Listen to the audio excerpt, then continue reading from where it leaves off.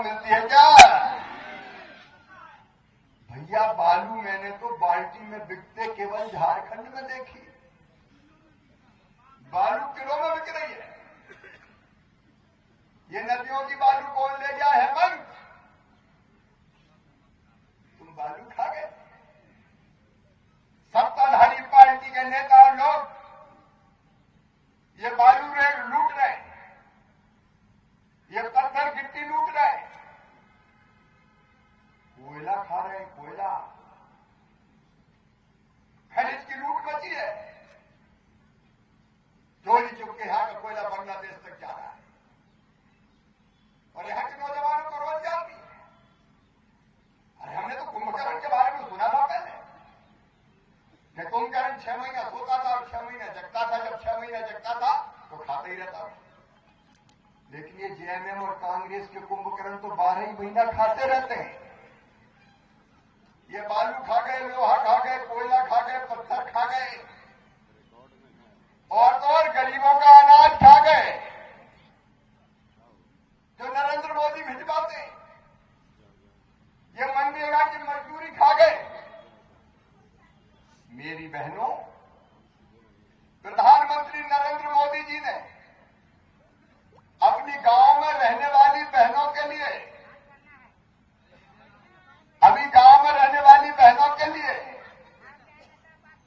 हर घर में नल जल, उसका मतलब है कि नल से जल देने का काम, पाइपलाइन बिछा के घर में टोटी वाला नल लगा के पीने का पानी देंगे। हजारों करोड़ रुपया दिए, हजारों करोड़ रुपया। मैं ऑन रिकॉर्ड कह रहा हूं, मेरी बात ध्यान से सुनना, जवाब देना पड़ेगा हेमंत। हजारों करोड़ रुपया इसलिए दिए कि तुम्हारे घर टोटी वाले नल से पानी आए, कुआं और हैंडपंप पे ना जाना पड़े। बताओ मेरी बहनों, घर में नल से जल आना चाहिए कि नहीं आना चाहिए? लेकिन उस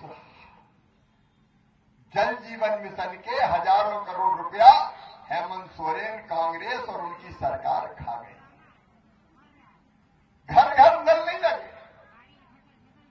तो जलाने का सवाल ही नहीं है। ये जल जीवन मिशन का पैसा खा गए, ये मनरेगा का पैसा खा गए और ये पैसा कहां निकल रहा है? जरा ध्यान देना। जब मंत्रियों के घर ईडी छापे मारती है, कांग्रेस और जेएमएम के नेताओं के घर छापे पड़ते, तो एक के घर तो निकले 350 करोड़ रुपया। 350 करोड़ रुपया। कितने रुपया निकले बताओ? अरे जोर से बोलो, कितने निकले? 350 करोड़ रुपया। कोई ने कभी देखे बहनों और भाइयों? अरे बताओ, देखे हैं क्या? तुमने देखे नहीं, उनके घर से निकल रहे हैं। ये पैसा कौन का है? ये पैसा हेमंत सोरेन और राहुल गांधी का नहीं है। ये पैसा झारखंड की गरीब जनता के खून और पसीने की कमाई का पैसा है जो इन बेईमानों के घर से निकल रहा है।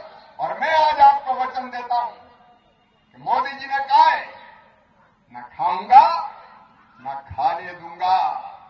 जिनने जनता का पैसा खाया है, पेट फाड़ के भी वो पैसा निकाला जाएगा। बहनों और भाइयों, ये बेईमानी बर्दाश्त नहीं की जाएगी। लूट लिया पूरी जनता। आप ईमानदारी से बताना, यहाँ थाने में चले जाए, तहसील में चले जाए, ब्लॉक में चले जाए, बिना लिए दिए कोई काम होता है क्या? अरे बताओ, होता है क्या? हर चीज के चाहिए पैसे। बोलो जी, तुम क्या क्या खरीदोगे? यहां हर चीज बिकती है। क्या जनता का काम बिक रहा है? तहसील बिक गए, थाने बिक गए, ब्लॉक बिक गए। क्या क्या बेचोगे हेमंत? अरे और तो और, तुमने तो झारखंड की पवित्र धरती भी बेच दी। मुख्यमंत्री खुद घोटालों में इन्वॉल्व है। और केवल यहां की बात नहीं है, झारखंड की धरती पर संकट छाया हुआ है। बांग्लादेश से विदेशी घुसपैठी आ रहे,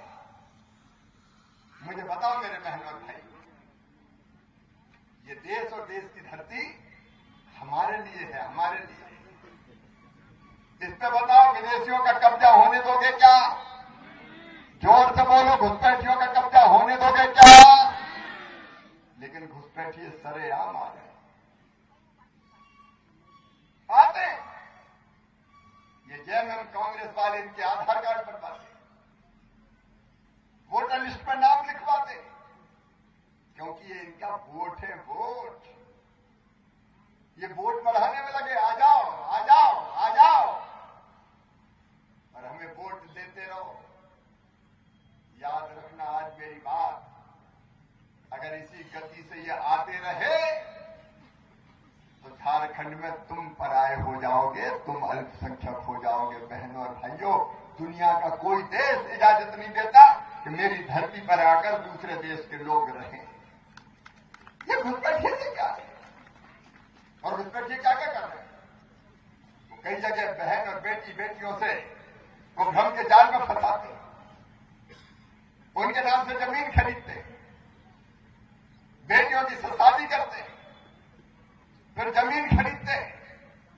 यहां माटी भी संकट में है और बेटी भी संकट में है। मेरी बहनों, रूई का पहाड़िया जैसी बेटियों को पहले शादी की गई और बाद में टुकड़े टुकड़े करके 50 टुकड़े करके फेंक दिया गया। सरकार चुप बैठी।